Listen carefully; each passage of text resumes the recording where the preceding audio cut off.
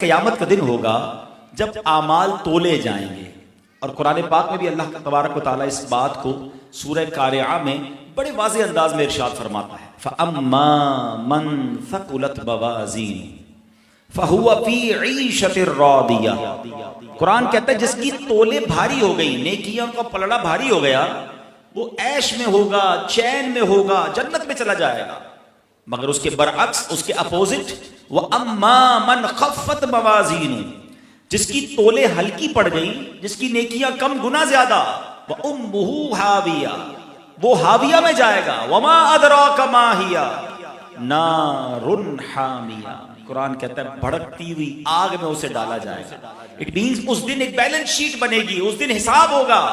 नेकियां ज्यादा तो जन्नत में, नेकियां कम और गुनाह ज्यादा तो दोज़ख में। अब अहदीस में यह मजमून मिलता है कि क़यामत के दिन ऐसा भी होगा कि एक बंदा ऐसा होगा जिसकी एक नेकी कम होगी, सिर्फ एक नेकी कम। अब वो मारा मारा फिरेगा, अपनी माँ के पास जाएगा, अपने वालिद के पास जाएगा, दोस्तों के पास जाएगा, तुम पर मैंने इतने एहसान किया, आज एक नेकी दे दो। अगर नेकी नहीं देते तो मेरा एक गुनाह ही ले लो ताकि मेरी बैलेंस शीट ठीक हो जाए, मेरा नेकियों का पलड़ा भारी हो जाए।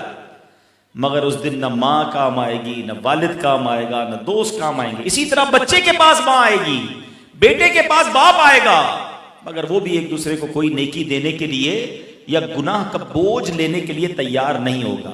अब जरा ऐसा सिनेरियो हो, मुझे बताइए उस बंदे को क़यामत के दिन कितनी हसरत होगी कि यार एक नेकी, काश मैं दुनिया में और दुरूद पढ़ लेता, कुछ नवाफिल पढ़ लेता, थोड़ी तिलावत कर लेता, या मैं जो गुनाह करता था उनमें से कुछ गुनाह ही कम कर देता ताकि मेरी नेकियों का पल्ला भारी हो जाता। अब मैं बड़ा रियलिस्टिक क्वेश्चन करने जा रहा हूं।